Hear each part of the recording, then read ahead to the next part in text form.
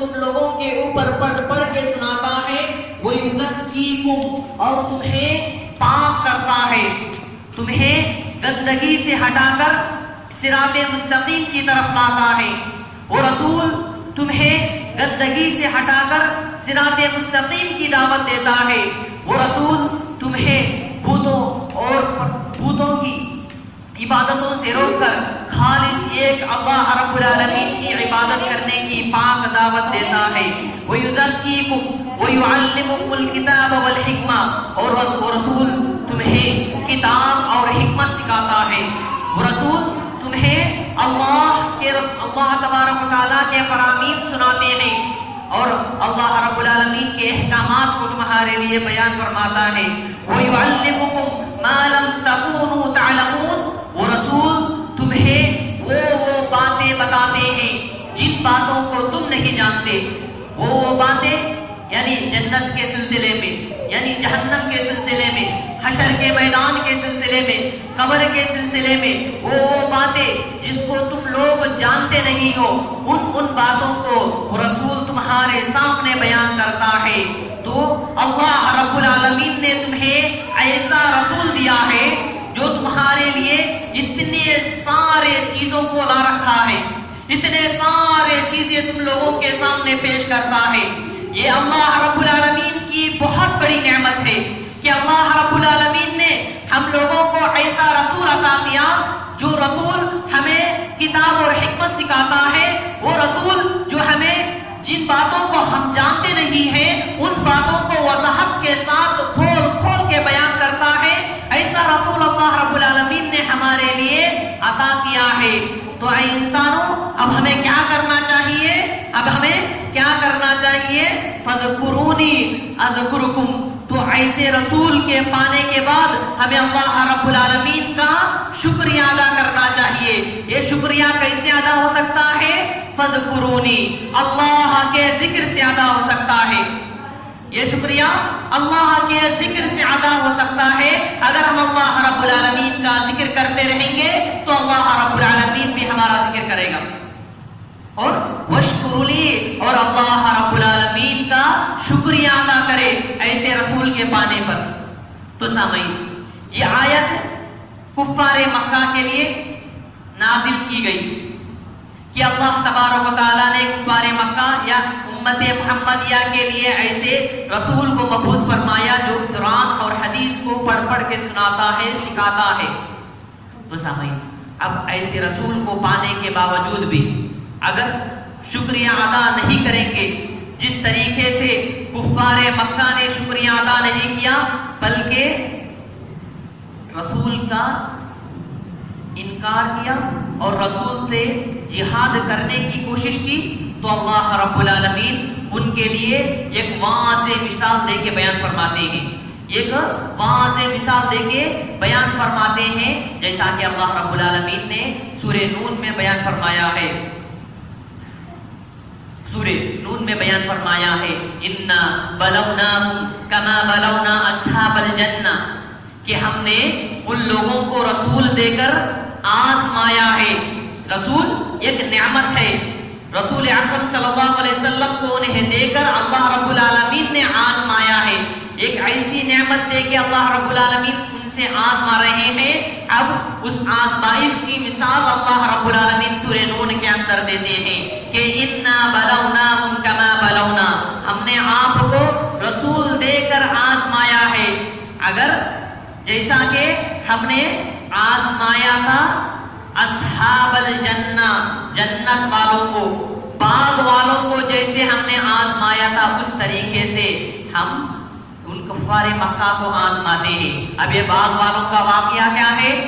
باغ والوں کا واقعہ مفسرین اکرام لکھتے ہیں کہ حضرت عیسیٰ علیہ السلام کے زمانے کا ایک شخص تھا، وہ اپنے باغ میں جو پھل ہوتے تھے اس کو 3 حصوں میں تقسیم کرتا، ایک حصہ اپنے گھر والوں کے لیے، ایک حصہ اپنے گھر والوں کے لیے، دوسرا حصہ وہ باغ کے لیے جو خرچ ہوتا ہے اس خرچ کے لیے، اور تیسرا حصہ گاؤں کے غریبوں اور مسکینوں کے لیے۔ وہ شخص کا انتقال ہو جاتا ہے، جب ان کے بیٹے ان کے باپ کے جگہ پہ آ جاتے ہیں تو بیٹے آپس میں مشورہ یہ کرنے لگتے ہیں کہ ہمارے والد صاحب جو تھے اپنا مال تمام غریبوں مسکینوں میں بانٹ دیا کرتے تھے، تقسیم کیا کر دیتے تھے، تو اب ہم اپنے والد کی طرح سے نہیں ہوں گے بلکہ ہم اپنے مال کو جمع کر کر رکھیں گے۔ اسی واقعے کو اللہ رب العالمین واضح طور پہ فرماتے ہیں، اِنَّا بَلَوْنَاهُمْ كَمَا بَلَوْنَا أَصْحَابَ الْجَنَّةِ إِذْ أَقْسَمُوا لَا يَثْرِمُنَّهَا مُصْبِحِينَ، کہ وہ لوگ قسم کھاتے ہیں کہ ہم صبح سویرے اٹھ کر باغ میں جا کر اپنے تمام پھل کاٹ لیں گے۔ سامعین، اس زمانے میں وہ گاؤں کے غریبوں کو پتا چل جاتا تھا کہ آج اس باغ کے پھل کٹنے کا وقت ہے تو ہمیں ہمارا حصہ ملے گا، تو یہ اولاد یہ سوچتی ہے کہ صبح ہم کاٹیں گے تو کوئی مسکین ہمارے پاس نہیں آ پائے گا، تو اسی لیے صبح سویرے ہم اٹھ کر چلے جاتے ہیں تو کوئی مسکین ہمارے پاس نہیں آئے گا۔ فلا یستثنون، اور وہ اپنے ارادے پہ انشاءاللہ نہیں کہتے ہیں، وہ اپنے ارادے پہ انشاءاللہ نہیں کہتے ہیں۔ فطاف علیہا طائف من ربک، تو اس باغ میں ایک فرشتہ اللہ رب العالمین کی طرف سے آتا ہے اور ایک ایسا چکر لگاتا ہے کہ باغ کے تمام تر پھل کاٹ لیتا ہے، باغ کے تمام تر پھل کاٹ دیتا ہے، اس حالت میں کہ وہم نائمون، وہ سوتے رہتے ہیں، وہ سوچتے ہیں کہ ہم صبح سویرے فجر کے وقت جا کے پھل کاٹ لیں گے، لیکن اللہ رب العالمین کے کرنا ایسا ہوتا ہے کہ ایک فرشتہ رات ہی میں آ کے تمام تر پھل کاٹ لیتے ہیں۔ فَأَصْبَحَتْ كَالصَّرِيمِ فَتَنَادَوْا مُصْبِحِينَ، جب صبح ہوتی ہے تو آپس میں ایک دوسروں کو جگانے لگتے ہیں، آپس میں ایک دوسروں کو اٹھانے لگتے ہیں، چلو ہمیں کاٹنے کا وقت آ گیا ہے، اب ہمیں کاٹنا چاہیے۔ فَتَنَادَوْا مُصْبِحِينَ أَنِ اغْدُوا عَلَىٰ حَرْثِكُمْ إِن كُنتُمْ صَارِمِينَ، جب وہ باغ کی طرف جاتے رہتے ہیں ان کے سینوں میں یہ ڈر ہوتے رہتا ہے کہ کہیں آج کے دن کوئی مسکین ہمیں نہ دیکھ لے، آج کے دن ہم کوئی مسکین ہمارے گھر کے پاس یا باغ کے پاس نہ آ جائے۔ فَانْطَلَقُوا وَهُمْ يَتَخَافَتُونَ، اس حال میں کہ وہ ڈرتے ڈرتے ہوئے جا رہے تھے مسکینوں سے، تو اللہ يَدْخُلَنَّ الْيَوْمَ عَلَيْكُمُ الْمِسْكِينَ، کہ آج کے دن کوئی مسکین ہمارے گھر میں یا ہمارے باغ کے پاس اپنا حصہ مانگنے کے لیے نہ آ جائے۔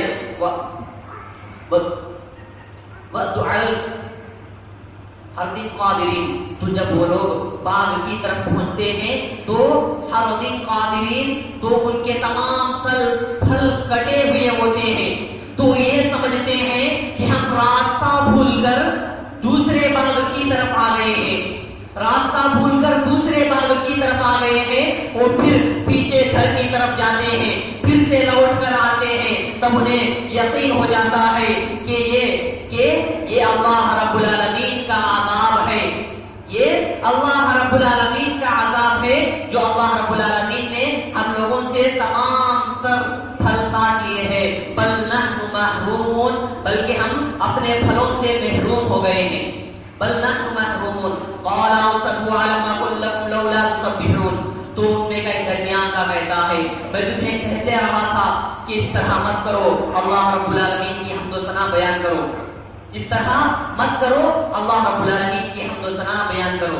سامعین، ایک واضح مثال تھی کہ اللہ رب العالمین نے کفار مکہ کے لیے نبی کو مبعوث فرمایا، ایک نعمت عطا کی، وہ اس نبی کو نہیں مان کر، اللہ رب العالمین کا شکر نہیں ادا کر بلکہ اس نبی کے خلاف ہو کر اس نبی سے جہاد بھی کرنے لگے، تو اللہ رب العالمین اس مثال کے ذریعے سے ان لوگوں کو آگاہ کر رہا ہے، جیسے ہم نے مال جنت والوں کو پھل دے کر آزمائے، وہ لوگ اللہ رب العالمین کا شکر ادا نہیں کر کے بلکہ ایک چال بازی کرنے کی کوشش کی، جس کی وجہ سے انہیں یہ عذاب نصیب ہوا کہ ان کے تمام تر پھل ان سے رائے گا وہ برباد ہو گئے.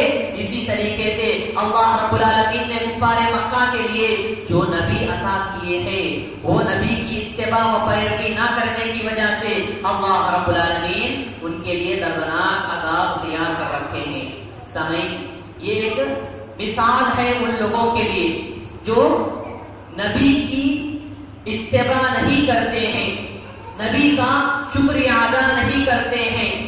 تو سامعین، نبی کی اتباع کرنا بھی ایک اللہ رب العالمین کا شکریہ ادا کرنا ہے. اب نبی کی اتباع کرنا یا نبی سے محبت کرنے کا مطلب یا مقصد یہ نہیں کہ جب محمد رسول اللہ صلی اللہ علیہ وسلم کا نام آ جائے تو انگلیوں کو چوم لے یا اپنے چھاتیوں کو چوم لے، جس طریقے سے عیسائی چرچ کے پاس سے گزرتے ہوئے اپنے چھاتیوں کو چومتے ہیں یا ہندو مندر کے پاس سے گزرتے ہوئے اپنے چھاتیوں کو چومتے ہیں. اس طریقے سے نبی کریم صلی اللہ علیہ وسلم کا نام آ جانے کے ساتھ اپنے ہونٹوں کو چوم لینا یہ نبی سے محبت نہیں ہوگی. تو سامعین، بہرحال موضوع اللہ رب العالمین نے ہم لوگوں کے لیے ایک بہت بڑی نعمت عطا کی تھی نبی کے شکل میں. اس نعمت کا ہمیں شکریہ ادا کرنا چاہیے. تو سامعین، اسی طریقے سے جب ہم حدیث مبارکات کو دیکھتے ہیں اللہ رب العالمین کے شکریہ ادا کرنے کی وجہ سے بندوں کو کیا کیا چیزیں نصیب ہوتی ہیں. جیسا کہ حضرت ابو ہریرہ رضی اللہ تعالیٰ عنہ کی مشہور و معروف روایت ہے، بخاری اور مسلم کی روایت ہے کہ ایک شخص، اللہ کے نبی کریم صلی اللہ علیہ وسلم فرماتے ہیں کہ ایک شخص کہتا ہے قال رجل لا تصدقن بصدقۃ فخرج بصدقته، ایک آدمی کہتا ہے کہ آج رات میں ضرور صدقہ کروں گا، آج رات ضرور صدقہ کروں گا. اور وہ شخص رات کی تاریکی میں، رات کے اندھیرے میں اپنے صدقہ کے مال کو لے کر نکلتا ہے، اپنے صدقہ کے مال کو لے کر نکلتا ہے. بیدی فارق، وہ صدقے کا مال ایک چور کے ہاتھ میں رکھ دیتا ہے. جب صبح ہو جاتی ہے تو گاؤں میں چرچا ہونے لگتا ہے کہ کل رات ایک چور کو صدقہ ملی ہے، کل رات ایک چور کو صدقہ ملی ہے. جب وہ شخص کے کانوں میں یہ بات پہنچتی ہے کہ میں نے رات کو صدقہ چور کے ہاتھ میں دے دیا ہے، تو وہ شخص کیا کہتا ہے؟ اللہم لک الحمد. وہ شخص اللہ رب العالمین کا شکریہ ادا کرتا ہے کہ اللہ تیرا لاکھ لاکھ شکر ہے کہ میں نے چور کو صدقہ دیا. پھر سے وہ ارادہ کرتا ہے لا تصدقن بصدقۃ، کہ آج کی رات پھر سے میں ضرور صدقہ کروں گا. پھر سے رات کے تاریکی میں، رات کے اندھیرے میں وہ اپنے صدقہ کے مال کو لے کر نکلتا ہے اور ایک زانیہ عورت کے ہاتھ میں اس صدقے کو رکھ دیتا ہے. اور پھر سے جب صبح ہوتی ہے لوگوں کے درمیان یہ چرچا ہونے لگتا ہے کہ کل رات ایک زانیہ عورت کو صدقہ ملی ہے. تو وہ شخص جب یہ بات سنتا ہے پھر سے اللہ رب العالمین کا شکریہ ادا کرتا ہے کہ اللہم لک الحمد، کہ اے اللہ تیرا لاکھ لاکھ شکر ہے کہ میں نے ایک زانیہ عورت کو صدقہ دیا. پھر سے وہ ارادہ کرتا ہے کہ آج کی رات پھر سے ضرور میں صدقہ کروں گا. پھر سے رات کے تاریکی میں، رات کے اندھیرے میں اپنے صدقے کے مال کو لے کر نکلتا ہے اور وہ صدقے کا مال ایک مالدار کے حوالے کر دیتا ہے. پھر سے جب صبح ہوتی ہے گاؤں میں یہ چرچا ہونے لگتا ہے کہ کل رات ایک مالدار کو صدقہ ملا ہے. تو شخص اس بات پر بھی اللہ رب العالمین کا شکریہ ادا کرتا ہے کہ اللہ تیرا لاکھ لاکھ شکر ہے کہ میں نے ایک مالدار کو صدقہ دیا ہے. سامعین، اسی اثنا میں ایک آنے والا شخص کے پاس آتا ہے اور کہتا ہے کہ اللہ رب العالمین نے تمہارے 3 صدقاؤں کو قبول کر لیا. اللہ رب العالمین نے تمہارے 3 صدقاؤں کو بھی قبول کر لیا. پہلی صدقہ چور کے حوالے جو تم نے کی تھی، چور کے حوالے جو صدقہ تم نے کی تھی، وہ صدقہ پانے کے بعد وہ چور چوری کرنے سے رک گیا، وہ چور چوری کرنے سے رک گیا. اور دوسری صدقہ جو تم نے زانیہ عورت کے ہاتھ میں رکھ دی تھی، وہ زانیہ عورت صدقہ پانے کے بعد زناکاری سے رک گئی. اور تیسری صدقہ جس کو تم نے ایک مالدار کے حوالے کیا، وہ مالدار وہ صدقہ پانے کے بعد اس کو یہ احساس ہوا اس کو یہ نصیحت ملی کہ اللہ رب العالمین نے جو مال ہمیں دیا ہے اس مال کو ہمیں بھی اللہ کے راہ میں خرچ کرنا چاہیے. اس طریقے سے تمہارے تینوں صدقات قبول کر لیے. تمہیں وجہ وہ آدمی صدقہ کرنے کے بعد چور کے ہاتھ میں مل گئی پھر بھی اللہ رب العالمین کا شکریہ ادا کرتا رہا. زانیہ کے ہاتھ میں مل گئی پھر بھی اللہ رب العالمین کا شکریہ ادا کرتا رہا. مالدار کے ہاتھ میں مل گیا پھر بھی اللہ رب العالمین کا شکریہ ادا کرتا رہا. تو سامعین اس طریقے سے شکریہ ادا کرنے کی وجہ سے ہمارے اعمال قبولیت کے درجے تک پہنچ جاتے ہیں. ہمارے اعمال قبولیت کے درجے تک پہنچ جاتے ہیں. یہ شکریہ کا سب سے بڑا فائدہ ہے. اور دیگر فائدے کہ اللہ رب العالمین شکریہ ادا کرنے کی وجہ سے جو بھی مال یا جو بھی حالت ہمیں عطا کی ہے وہ اللہ رب العالمین ان میں برکت عطا فرمائیں گے. تو سامعین ذرا سوچنے کا مقام ہے ہم میں سے اللہ رب العالمین نے کتنے لوگوں کو کتنی نعمتیں عطا کی ہے, کتنے لوگوں کو کتنی نعمتیں عطا کی ہے. ہم اس اللہ رب العالمین کا کس قدر شکریہ ادا کرتے ہیں. سامعین آج کا زمانہ یہ ہے کہ اگر کوئی انسان کسی دوسرے انسان کو اگر 1 روپے کی بھی اگر مدد کر دیتا ہے تو انسان فوراً اس کو کیا کہتا ہے, تھینک یو, نہیں اس کا بھی شکریہ ادا کرنے لگتا ہے. سامعین اس کے بالمقابل جب ہم اپنے نعمتوں کو دیکھیں گے تو اللہ رب العالمین نے ہمارے لیے کروڑوں روپیوں کے اعضاء نصیب کیے ہیں. کروڑوں روپیوں کے اعضاء نصیب کیے ہیں. سامعین ذرا غور کیجئے, کسی کو کڈنی کی بیماری ہے, اس کی کڈنی خراب ہو گئی ہے, اب وہ کڈنی خریدنے کے لیے کتنا روپیہ خرچ کر رہا ہے, 20 لاکھ 25 لاکھ. سامعین اتنے قیمتی اعضاء اللہ رب العالمین نے ہمیں مفت دیا ہے. جبکہ زمانہ 1 روپے کا اگر واٹر پیکٹ تو کوئی 1 روپے کے واٹر پیکٹ کو کسی کو دے دیتا ہے پیاسے کو, وہ کہتا ہے شکریہ, تھینک یو. تو سامعین ذرا سوچئے کہ اللہ رب العالمین نے ہم لوگوں کے لیے کتنے کروڑوں روپیوں کے اعضاء عطا کیے ہیں جس کے بدولت ہم اللہ رب العالمین کو دن بھر میں کئی مرتبہ شکریہ ادا کرتے ہیں. سامعین سوچنے کا مقام ہے. اللہ کے نبی کریم صلی اللہ علیہ وسلم جن کی خطائیں تمام کے تمام معاف ہو گئی, معاف ہو گئی, پھر بھی اللہ کے نبی کریم صلی اللہ علیہ وسلم دن بھر میں بعض روایتوں کے مطابق 70 مرتبہ, بعض روایتوں کے مطابق 100 مرتبہ استغفار کیا کرتے تھے, توبہ کیا کرتے تھے. صحابہ کرام رضوان اللہ علیہم اجمعین سوال کرتے ہیں, اے اللہ کے نبی آپ کے تمام گناہ ختم ہو چکے ہیں, آپ کے تمام گناہ مٹا چکے ہیں, تو پھر بھی آپ دن بھر میں 100 مرتبہ یا 70 مرتبہ استغفار کرتے ہیں. تو اللہ کے نبی کریم صلی اللہ علیہ وسلم فرماتے ہیں, افلا اکون عبدا شکورا, کیا میں شکر گزار بندہ نہ بنوں, کیا میں شکر گزار بندہ نہ بنوں. تو سامعین اس حدیث کے لحاظ سے سوچیں کہ ہمیں اللہ کے نبی کریم صلی اللہ علیہ وسلم جو کہ اللہ تبارک و تعالیٰ نے ان کے تمام خطاؤں کو معاف کر دیا, اس کے باوجود بھی وہ دن بھر میں 100 یا 70 مرتبہ استغفار کیا کرتے تھے. تو آج ہم جو کہ گناہوں میں ڈوبے ہوئے ہیں, خطاؤں میں ڈوبے ہوئے ہیں, تو ہمیں کتنی مرتبہ دن بھر میں استغفار کرنا چاہیے, دن بھر میں کتنی مرتبہ توبہ کرنا چاہیے اللہ رب العالمین کا شکر گزار بندہ بننے کے لیے.